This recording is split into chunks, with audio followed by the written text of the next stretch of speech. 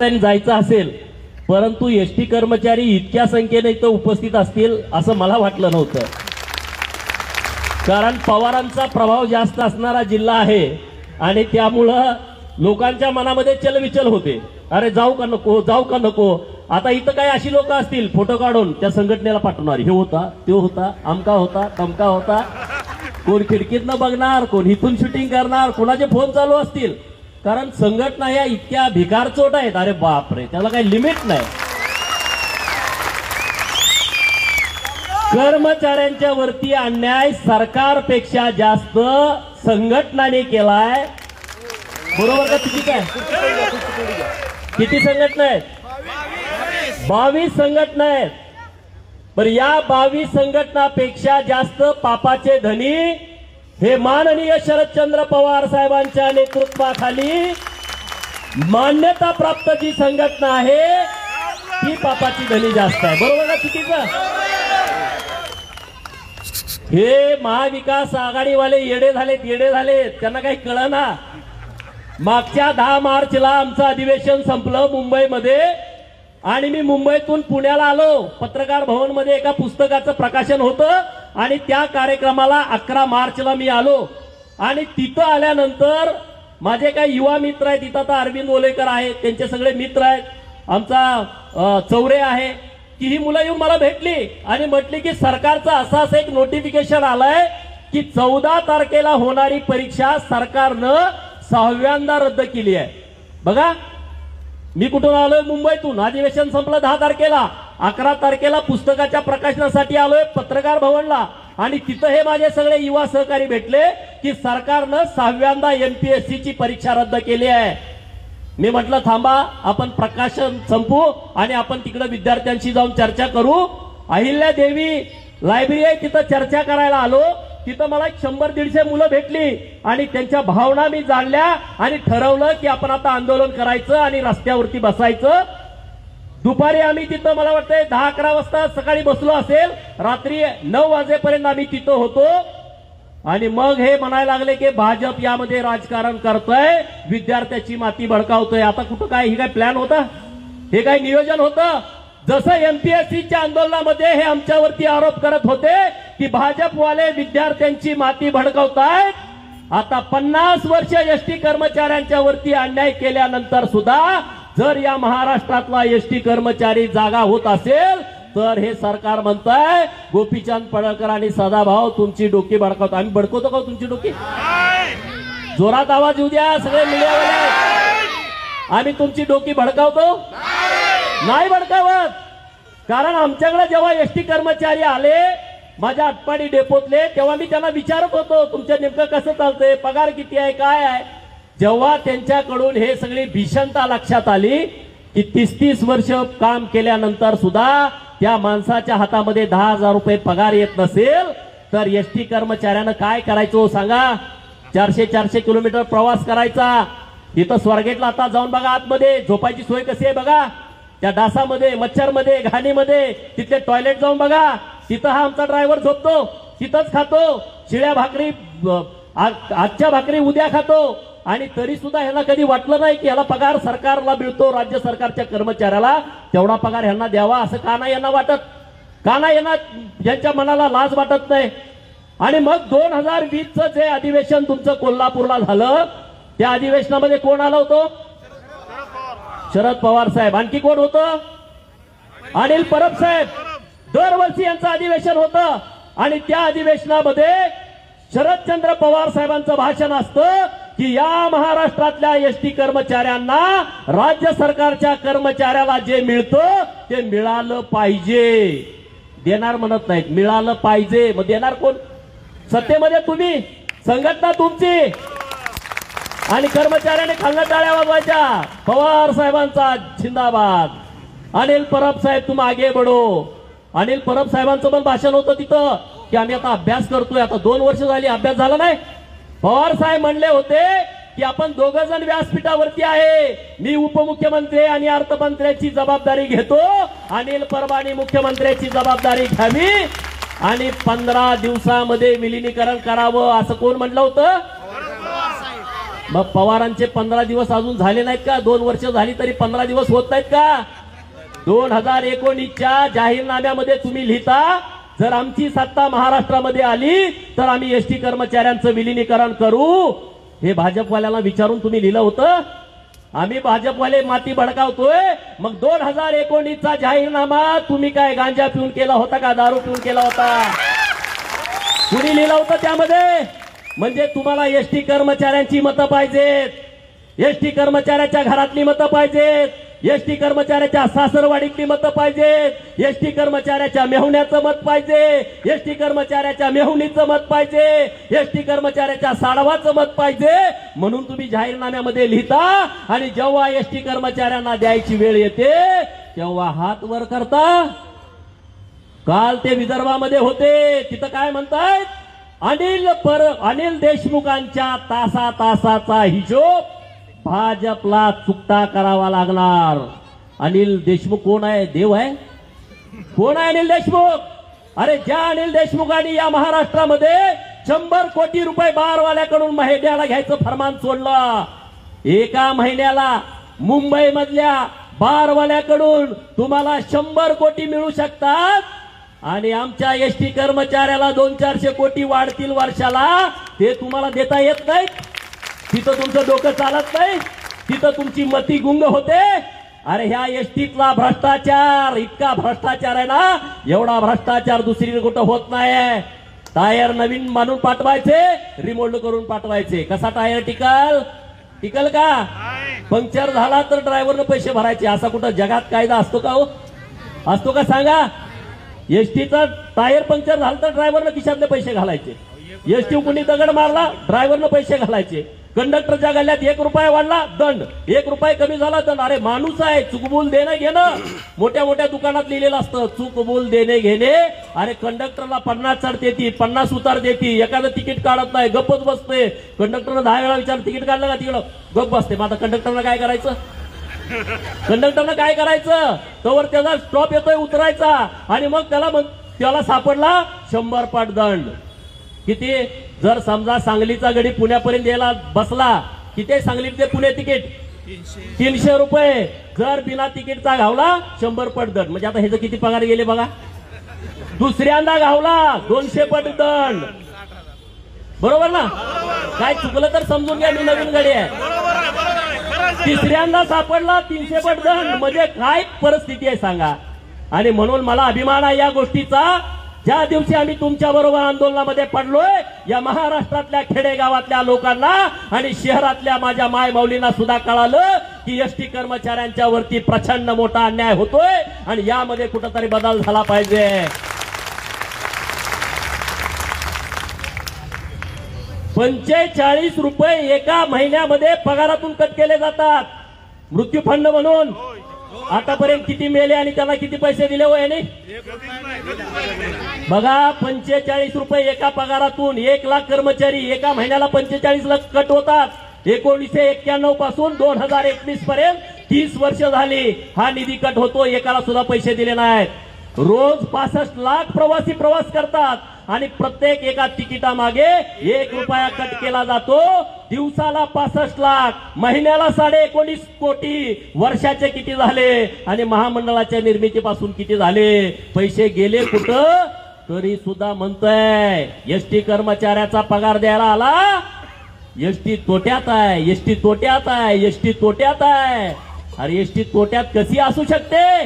कर्मचाऱ्यांचा पगार द्यायचा म्हणलं का एसटी तोट्यात. आणि साफसफाई करायचं 450 कोटीचं टेंडर काढलं. पहिले तुमचे कामगार होते का नाही? पहिले ह्यांचे कामगार होते. परत ह्यांनी टेंडर काढलं 450 कोटीचं. ह्यांचा पगार देण्या अगोदर त्यांचं 450 कोटी देतात. ते पैसे कुठून येतात हो? कुठून येतात?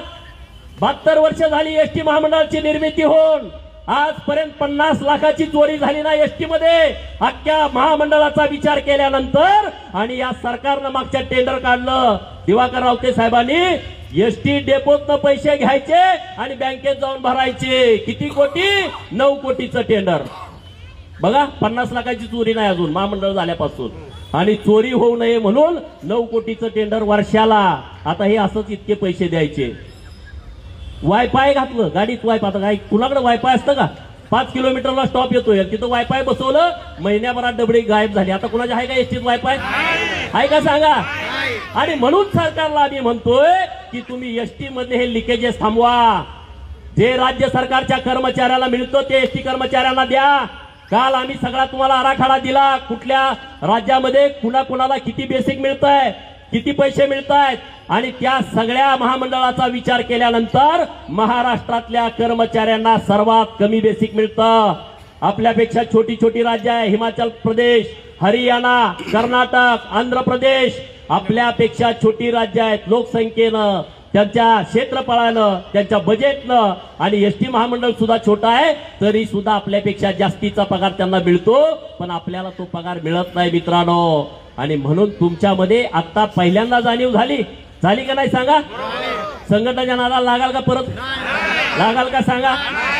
तो संघटनाचा पदाधिकारी आहे, त्याचं पोरग फॉरेनला शिकतं आणि आमच्या पोराला महानगरपालिकेमध्ये जायला दप्तर मिळत नाही. अरे माझ्या एसटी कर्मचाऱ्याच्या त्या आईला आणि त्या वडिलाला वाटत नाही माझा पोरगा डॉक्टर व्हावा, माझा पोरगा इंजिनियर व्हावा, माझ्या मुलीच्या लग्नाला स्थळ आल्यानंतर तिला चांगलं स्थळ मिळावं आणि तिच्या लग्नामध्ये तिची हौस भागवावी, त्याला वाटत नाही?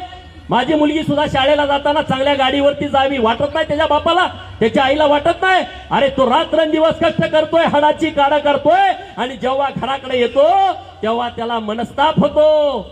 या लोकांनी जेवढ्या आत्महत्या केल्या, पातळीच्या पोराने आत्महत्या केली, काय केली? एसटी मधनं एक दिवस मुक्कामी गेला होता आणि दुसऱ्या दिवशी घराकडे आला, आणि जेव्हा संध्याकाळी घराकडे आला तेव्हा पोरग पळत पळत पळत गेलं, पप्पा पप्पा पप्पा आपल्या घराची लाईट तोडली म्हटले, वीज बिल भरला नाही म्हणून. बाप घरामध्ये गेला, पिशवी ठेवली आणि कासरा घेतला आणि फास लावून घेतला. मित्रांनो, ह्याच्यासारखी दुसरी शोकांतिका कुठली असू शकत नाही. दुसरी एक आत्महत्या घडली, का घडली? तो एसटी ड्रायव्हर होता, 2 दिवसाची ड्युटी संपल्यानंतर घराकडे आला आणि लहान 6 वर्षाचं पोरग पळत आलं, बाबा बाबा मला काही खायला आणलं का, आणि त्या पिशवी ओढायला लागलं. त्या बाबाच्या डोळ्यातनं अश्रू आले की पगार झाल्यानंतर 1 तासाच्या वर खिशामध्ये पैसे राहत नाही, बाळा मी तुला कुठून खायला आणू. आणि घरात गेल्यानंतर त्या बिचाऱ्याच्या मनाला वाईट वाटलं आणि खोलीचं दार बंद केलं आणि पंख्याला गळफास लावून घेतला आणि आत्महत्या केली. तरी सुद्धा माननीय शरद पवारांना, माननीय अनिल परबांना या एसटी कर्मचाऱ्यांची दुखणी जर कळत नसतील, 38 चित्ता पेटलेल्या अजून विजया नाहीत, 38 लोकांच्या आत्महत्या झाल्या, अजून त्या चिता पेटत्या, त्या अजून विजल्या नाहीत. परवा अक्कलकोट वरून सोलापूरला निघालेल्या एसटी स्टँड मधनं जी गाडी भरून गेली ती गाडी पलटी झाली आणि 5 लोकांचा त्यामध्ये मृत्यू झाला. म्हणजे अवैध वाहतुकीला सरकार पाठीशी घालताय, त्यांना ताकद देताय. 38 कोण इतकी लोक आत्महत्याग्रस्त झाली, पण सरकारच्या वतीने एखादा माणूस त्यांच्या घरी गेला नाही, महामंडळाचा एखादा माणूस त्यांच्या घरी गेला नाही. मुख्यमंत्र्यांनी 2 ओळीचं पत्र सुद्धा सांत्वनाचं त्यांना पाठवलं नाही. आणि आज जेव्हा मोदी साहेबांनी दिल्लीतून शेतकऱ्यांचे 3 कायदे मागे घेतले, मुख्यमंत्री महोदयांनी लगेच त्याच्यावरती प्रतिक्रिया दिली. पण 10 दिवस झाले आझाद मैदानावरती महाराष्ट्रातील मराठी पोरं, मुली, त्यांची लहान मुलं, माता भगिनी त्या मुंबईच्या आझाद मैदानावरती उघड्यावरती पडलेत. परवाच्या रात्री पाऊस आला, कालच्या रात्री पाऊस आला, तिथं काही सुद्धा नाही आहे, कागद टाकू दिला नाही, तंबू टाकू दिला नाही, सगळेजण आम्ही तिथं पावसामध्ये झोपलो. पण उद्धव साहेबांचं मराठीवरती प्रेम असताना, मराठीवरती राजकारण मुंबईची महानगरपालिका घेणाऱ्या महानगरपालिकेच्या समोर हजारो लोक उघड्यावरती झोपली, परंतु हे मराठीचे जे मालक आहेत ते त्या मैदानाकडे चौकशी सुद्धा करायला आले नाहीत मित्रांनो. म्हणून जागा होण्याची वेळ आली आहे. तुम्ही चिंता करू नका, आम्ही तुमच्या बरोबर आहे, ताकदीनिशी आम्ही तुमच्या बरोबर आहे. त्यांनी निलंबन पाठवू द्या, त्यांनी सेवा समाप्तीचं नोटीस पाठवू द्या, त्यांना काय करायचं करू द्या. पण अनिल परब साहेबांना मी सांगतो, तुम्ही यांना सेवा समाप्तीचं नोटीस पाठवताय, पण हेच 1,72,000 या सरकारची सेवा समाप्ती केल्याशिवाय राहणार नाही. कारण इतका माज आणि इतकी सत्तेची मस्ती कामाची नसते. इतक्या सगळ्या जर घोटाळे तुमच्या महामंडळामध्ये असतील, मी त्या यांत्रिकी विभागातल्या पोरांना जाऊन भेटलो की तुम्हाला मटेरियल कसं येतं, ते मला पॅकिंग नवीन येतं, मटेरियल जुनं असतं. आटपाडीत जर गाडीला लावलं तर ती गाडी मुंबईत आटपाडी येईल याची गॅरंटी नसते. पण एखाद्या दिवशी जर आमच्या विभागाकडे जर मटेरियल नसेल तर आम्ही खासगी दुकानात आणतो, ते मटेरियल टाकल्यानंतर 4 वर्ष जातं, त्याला काही होत नाही. डिझेल इंजिन गाड्या किती पॅक झालेत, इंजिन मध्ये डिझेल मिसळून तुम्ही देता, कसं ते गाडी चालल? आणि त्या ड्रायव्हरच्या सीटची तर सिस्टीम लय खतरनाक आहे, तो झोपल म्हणून ती सीटच चांगली करत नाहीत, तो धडा धडा धडा 14 तास इकडे तिकडे पळतो, त्याला काय सोय नाही, त्याला काही सुविधा नाही. आणि बँकेचा तर घोटाळा त्याच्यापेक्षा वेगळा तुमच्या. एकदा 2 लाख कर्ज काढलं का रिटायर होऊस तर ते फिटतच नाही. 2 लाख कर्ज काढलं तर रिटायर होऊस तर फिटत नाही. नुसतं फिटत नाही नव्हे, तो बँकेचा अधिकारी ह्यांना हिशोबच देत नाही. देतो का हिशोब? देतो का हिशोब? मग हे पवार साहेबांना माहित नाही इतका मोठा अन्याय चाललाय, इतका मोठा अत्याचार चाललाय. अरे त्यांचेच बँक आहे, 2000 कोटीची बँक आहे. आमच्या सांगलीमध्ये प्राथमिक शिक्षकांची बँक आहे 400 कोटीची. एखाद्या कर्मचाऱ्याचा मृत्यू झाला तर 30 लाखापर्यंत कर्ज त्याला माफ करून टाकतात. एखाद्या कर्मचाऱ्याचं कर्ज नसलं तर 400 कोटीची बँक त्यांना 5 लाख रुपयाची मदत देते. आणि 2000 कोटीच्या ठेवी असणारी बँक 1 रुपयाची तुम्हाला मदत देत नाही. 38 भावाच्या आत्महत्या झाल्या, एकाच्या घरी सुद्धा ह्यांनी 5 रुपयाची मदत दिली नाही. इतक्या चुकीच्या पद्धतीनं जेव्हा हे काम करतात आणि तरी सुद्धा तोंड मोठं करून आम्हाला म्हणते की आम्ही राजकारण करतोय, भाजपवाले राजकारण करतायत, भाजपवाले राजकारण करतायत. अरे आम्ही विरोधी पक्षामध्ये आहे, गद्दारीनं तुम्ही आम्हाला विरोधी पक्षामध्ये बसवलाय. या महाराष्ट्रातल्या लोकांनी देवेंद्र फडणवीस साहेबांना महाराष्ट्राचं मुख्यमंत्री म्हणून जन्मात दिला होता, आम्हाला विरोधी पक्षात बसवलाय. आम्ही विरोधी पक्षाचं काम प्रामाणिक करतोय. या महाराष्ट्रातल्या एखाद्या घटकावरती अन्याय झाला तर आम्ही बोलायचं नाही. 38 आत्महत्या झाल्यानंतर आम्ही काय घरी झोपू का? झोप लागेल का? अरे तुम्हाला एक मुर्दाड आहे, तुम्हाला झोपा लागतात. अनिल परबांना झोप लागते. 10,000 लोक आझाद मैदानावरती उघड्यावरती झोपतायत, तरी ते निवांतपणे झोपतायत आणि रोज काहीतरी पुढ्या सोडतायत मीडियाच्या माध्यमातून. आज तर काय सांगितलं, चर्चा कुणाशी करायची, चर्चा कुणाशी करायची हे नेतृत्वहीन आंदोलन झालंय. बघा भाच्या, काल संध्याकाळी 7 वाजता काय चाललंय, खाजगीकरण, पुढ्या सोडायच्या, पुढ्या, म्हणजे तुमच्यात काहीतरी संभ्रम निर्माण व्हावा. पण गडी एवढं तयारीचं झाले, त्याला म्हणजे तुम्हाला काय करायचं ते करा. मी आझाद मैदानावरती आम्ही 24 तास असतो, आम्ही विचारतो अरे काय करायचं, हटायचं नाही, काय करायचं, हटायचं नाही. हे जसं सांगतील तसं आम्ही गाटेसाहेब वागतोय. आमचं आम्ही तुम्हाला काय सांगतोय का? तुम्ही सांगाल तसं चाललंय, कारण तुम्ही ड्रायव्हर आहात, तुमच्या मागे आम्ही काय असेल ते. पण सरकारला मानगुटीवरती बसून आपण निर्णय करून घेतल्याशिवाय राहायचं नाही. कारण आता खाजगीकरण म्हणत त्यांचा पवारांचा जागेवरती डोळा असेल अशी मला जरा शंका यायला लागली आहे. जागा तर एसटीच्या नावावर आहेत का त्यांच्या नावावर आहेत? बघा उतारा काढून उद्या. यांची गॅरंटी नाही, कधी तलाट्याला हाताशी धरून तहसीलदारला हाताशी धरून काळा बाजार करतील ह्याची गॅरंटी नाही आहे. आणि म्हणून सगळीच लोक आता बाजूला पडायला लागले. जेवढ्या बाकीच्या संघटना आहेत ती लोक कवऱ्या बावऱ्या बघायला लागलेत. संघटनावाले आजपर्यंत रुबाबात फिरत होते, एसी गाडीत येत होते. आता त्याच्या बायकोला आणि पोराला सुद्धा वाटत असेल अरे हो माझा बाप आहे म्हणून सांगायला नको, सगळ्या लोकांना कळालंय.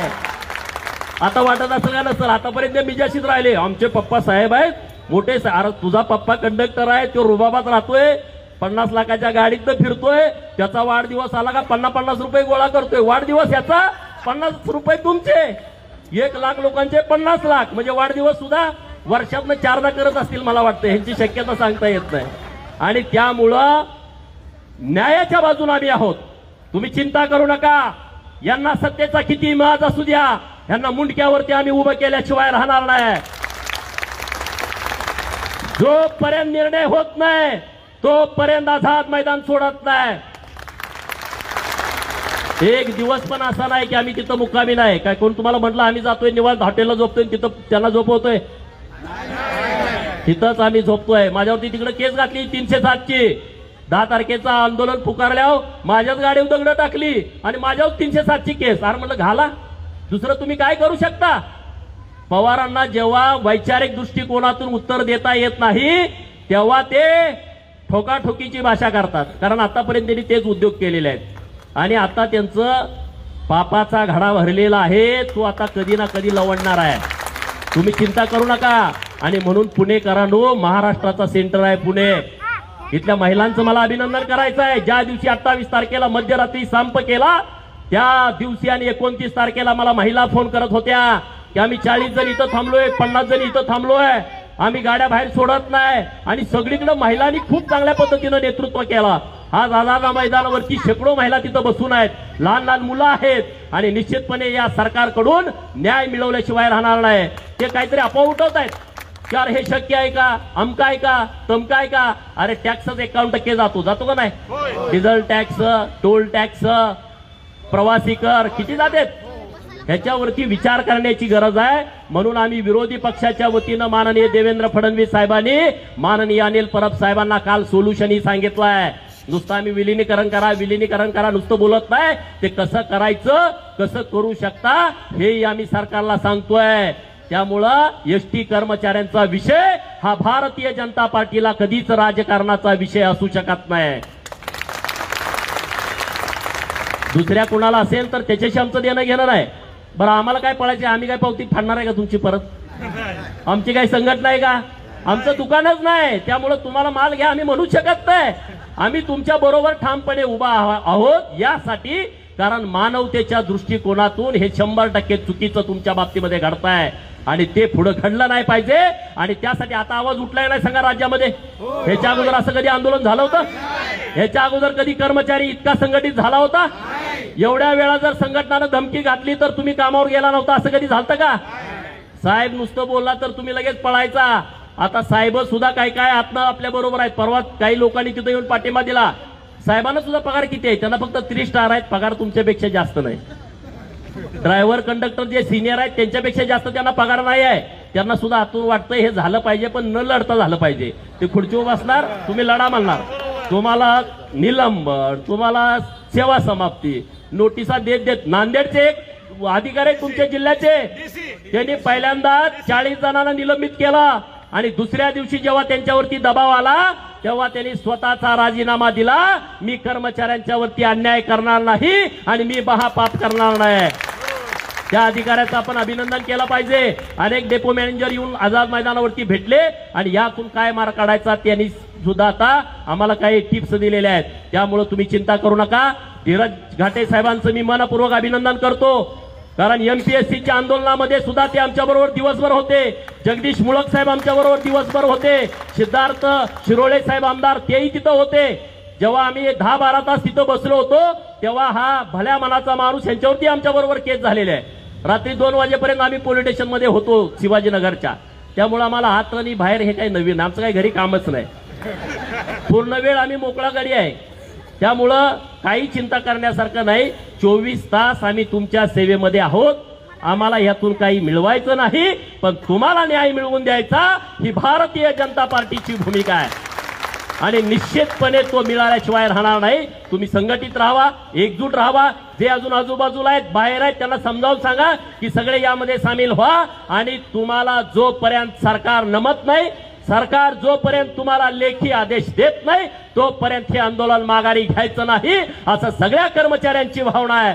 आणि त्या भावनेसोबत आम्ही सगळे भारतीय जनता पार्टीचे सगळे राज्यातले पदाधिकारी तुमच्या सोबत आहोत. तुम्ही चिंता करू नका. अन्याय कधीतरी संपत असतो आणि तो अन्याय तुमच्यावरचा संपण्याची ही आता एक वेळ आलेली आहे. महाराष्ट्रातल्या समाज व्यवस्थेमध्ये एसटी वरती प्रचंड विचार मंथन या आंदोलनामुळे झालेलं आहे. आणि कोर्टानं सुद्धा सांगितलं, सरकारनं सांगितलं होतं की हा संप बेकायदेशीर ठरवा. सरकारनं सांगितलं होतं यांना डेपोच्या 100 मीटरच्या परिसरामध्ये येऊ देऊ नका. आणि तेव्हा माननीय कोर्टाने सरकारला विचारलं की या संपकऱ्यांनी काय तुमचं नुकसान केलंय का, ह्यांनी काय तोडफोड केल्या का, ह्यांनी कुणाला मारहाण केल्या का. तेव्हा सरकारच्या वतीनं सांगितलं हे आंदोलन शांततेत चालू आहे, ह्यांनी काही तोडफोड केलेली नाही. तेव्हा माननीय उच्च न्यायालयाने सांगितलं की हा संप देशातील लोकशाहीला एक आदर्श घालून देणार आहे आणि इतक्या शांततेत चाललेल्या संपाला आम्ही बेकायदेशीर ठरवू शकत नाही. हे या महाराष्ट्रातील कर्मचाऱ्यांचं यश आहे. परत एकदा तुम्हाला मी मनपूर्वक खूप खूप शुभेच्छा देतो. काही चिंता करू नका. तुमच्या बरोबर वकील गुणरत्न सदावर्ते साहेब आहेत. त्यांच्या मॅडम आहेत जयश्री पाटील, आणि आम्ही भारतीय जनता पार्टीचे सर्व कार्यकर्ते तुमच्या बाजूला ठामपणे उभे आहोत. ही लढाई आपण लढू आणि जिंकू. आत्महत्या तुम्ही हात जोडून सांगतो करू नका, कारण लढल्याशिवाय आपल्याला काही मिळणार नाही आणि लढण्यासाठी आपल्याला जगावंच लागेल, मरून न्याय मिळणार नाही. म्हणून परत एकदा हात जोडून विनंती करतो, आत्महत्या तेवढ्या कुणी करू नका. आम्ही तुमच्या सोबत आहोत.